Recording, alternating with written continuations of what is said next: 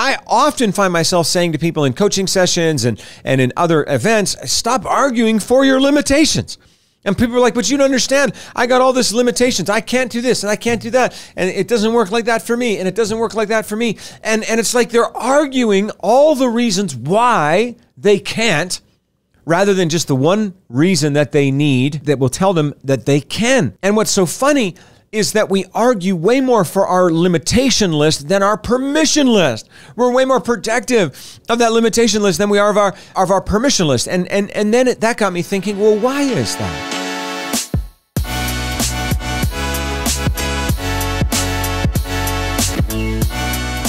Hey everybody, it's Abe Brown. Thanks so much for tuning in to our episode here, where I want to spend a couple of moments talking about this concept of why you need permission. And I know that's kind of a bit of a provocative title, because I know a lot of people are like, I don't need permission. I'm my own guy. I'm my own girl, whatever. And yes, you are. Absolutely. I'm not trying to take away from that, not even for 1 second. But what I actually want to talk about here today is the concept. And there's a Native American proverb that says something like this: you can only be what you give yourself the permission to be. You can only be what you give yourself the permission to be. So when I say you need permission, what I'm not actually saying is you need to go, to your mom or go to the teacher with a permission slip and get them to sign it. I mean, maybe if you're like 9, you need that. Yes, please do get a permission slip filled out from your parents or a responsible adult. But if you are an adult, you don't necessarily need permission from somebody else, but you need permission from yourself. Now, what do I mean? Well, here's what I've discovered. We all have a permission list, and we all have a limitation list. Okay, so I'm going to say that again. We all have a permission list, and then we all have a limitation list. There's a whole list, and if you could imagine like a spreadsheet or just a table, a simple chart where you have 2 columns. There's a whole column in your life literally right now, which is all of the limitations that you have allowed yourself to walk in over the last several years. And then there's another side of that column, which is your permission list. And this is all the things you've given yourself permission to do in the last several years of your life. And what's so interesting about this is that life and maturity is about the process of moving things from the limitation list to the permission list. Let me give you the simplest example that I can make. For years, I am in some ways afraid of heights. Now, the good news is I'm not this guy who's like a window washer for skyscrapers. So it really doesn't impact my life on a daily basis. And so I'm not trying to say that I walk around terrified of tall things or being, in a building or anything like that. I fly all the time as part of our business. And so I'm not that afraid of heights, but for a lot of years, I wanted to skydive. And yet I was afraid of heights. And so the actual skydiving thing I had never done. Why? Because that was on my limitation list. And eventually I decided that I was going to move it from my limitation list to my permission list. And so what ended up happening was one day with a group of people where I was working, we decided let's go skydiving, and we did it together. And so now I would go skydiving anytime. Why? Because it was one of the top 10 most exhilarating experiences in my life. But the experience would not have happened had I not been willing to move it from my limitation list to my permission list. It's the very same thing with being a person who's now an entrepreneur, a multi-business entrepreneur. For many years, I worked for the man. I worked for corporations. I worked for other companies. I worked for nonprofits. Somebody else was responsible for figuring out all the money, and I was going to run it, or I was going to be the lead of this group, or I was going to be the director of that area or that department or whatever. Okay. And that was, so I had a limitation list, which was, hey, I'm not going to be an entrepreneur, but I had a permission list at that time that said, but I can still be this, and I can be a director, and I can be an executive director, and I can be this and be that. Eventually, now that I'm in entrepreneuring, I moved from the limitation list, which said you can't be an entrepreneur, to now the permission list. And now I love entrepreneurship so much that it is very unlikely that I would ever go back to those types of environments. Now, if you think about every area of your life, you have a permission list and you have a limitation list. One of the things I've discovered about people is that they're very protective Not of their permission list, which is crazy, but of their limitation list. I've actually found people to be more protective of their limitation list than their permission list. As a matter of fact, I often find myself saying to people in coaching sessions and in other events, stop arguing for your limitations. And people are like, but you don't understand. I got all these limitations. I can't do this and I can't do that. And it doesn't work like that for me. And it doesn't work like that for me. And it's like they're arguing all the reasons why they can't, rather than just the one reason that they need that will tell them that they can. And what's so funny is that we argue way more for our limitation list than our permission list. We're way more protective of that limitation list than we are of our permission list. And then that got me thinking, well, why is that? And so I started to kind of break down, like, well, what are limits really about? Like when somebody's living a limited life, like, is it because they're like a bad person? Like, of course not. Like, is it because they're often like willfully choosing that? No, I don't think so. Very few people. You know what I've discovered is that a lot of the limitations that we have, and I'm just going to give you kind of 5 simple things to think about this. Like your limits, like what are they really about? Like, what are they about? Like, that's a good question to ask, rather than you just walking away from this video being like, well, they told me that I just need to go do more stuff. No, it's not. That's not the message. The message is you got to analyze, like, why are there some areas of your life where you have given yourself unbelievable permission and latitude and freedom and empowerment? And then there's other areas of your life where you can't say boo. You're just like completely stuck. You know what I've discovered? I've discovered that your limits, they're often about your pain, right? Like you've had painful moments in your life, and that literally, those painful, sometimes even traumatic experiences have laid down for you neural pathways that limit you. So it's almost like psychologically, until that shifts, you can't see the permission. You're stuck in limitation. But limits are also about problems. And, you know, a lot of the times what ends up happening is people have this really tight box, and that's the container of their problems. But I've also discovered that limits are about poverty. Now, poverty is, of course, monetary. Sure, there's a financial poverty, but, you know, poverty is so much more than just financial. Poverty is mental. Poverty is emotional. Poverty is, in a lot of ways, it's spiritual, right? So you can have money in your bank account, but you can still be empty emotionally. You can have money in your bank account, but you can still be empty spiritually. I mean, you can have really nice cars in your garage, but you can be empty relationally. And so people have limits because of pain. They have limits because of problems. They have limits because of poverty, lots of forms of poverty. But they also have limits because of the people that they surround themselves with. Now, if you think about it, you choose your friends choose you.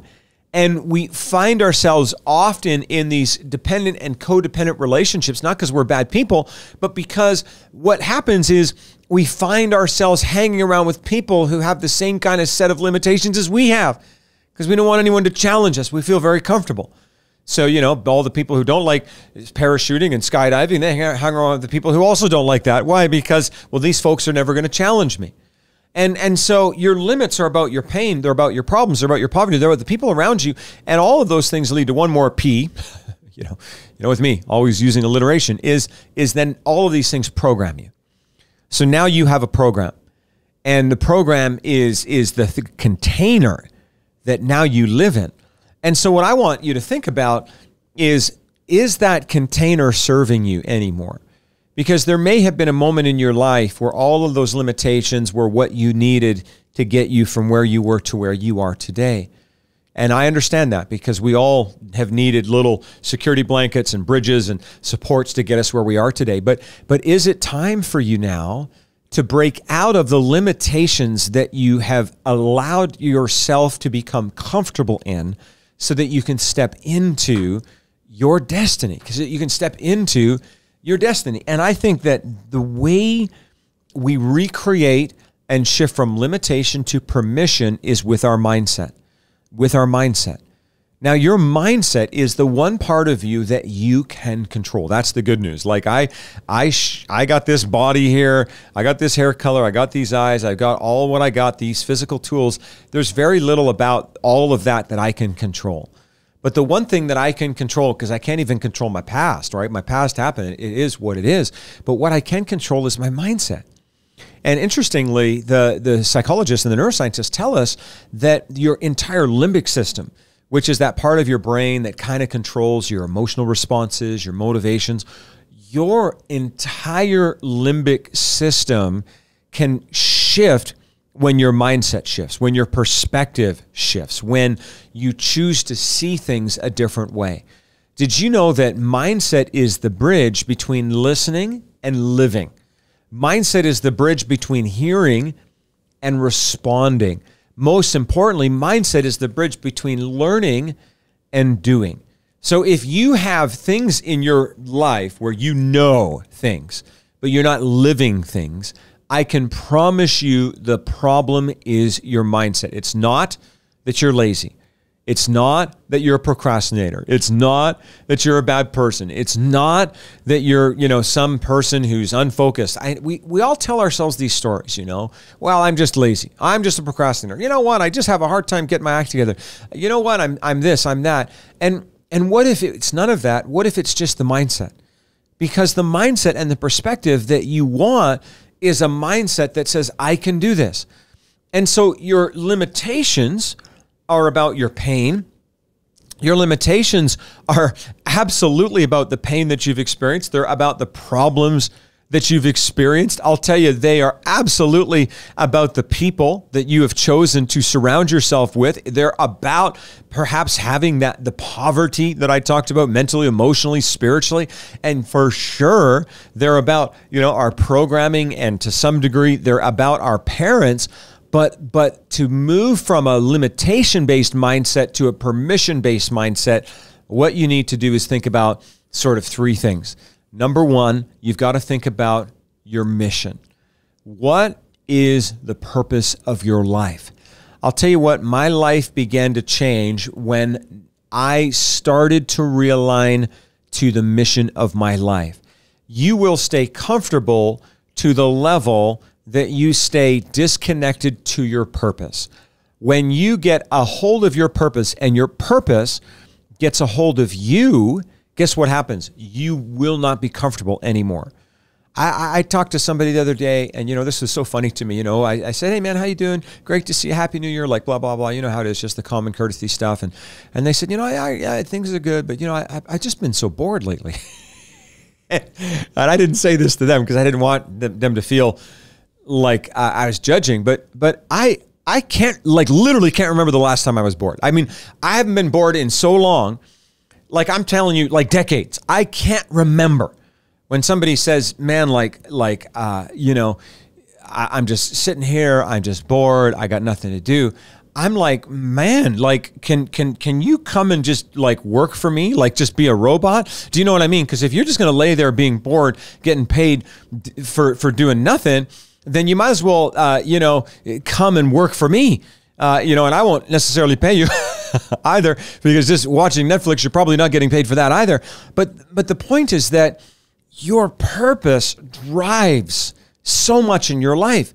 And so oftentimes you'll only shift your mindset when you're driven to shift your mindset, when you have to. And sometimes life and tragedy will come and force you to. I don't want that for you. What I would love is that you get a hold of your purpose. Now, I know some of you watching this video are struggling with your purpose, okay? So let's just put that on the table. All right. So you're like, okay, Abe, I get it. My permission can shift if I'm mission aligned, if I have a sense of purpose, that makes sense. But dude, I don't even have one. I don't even know what my purpose is. How do I find it?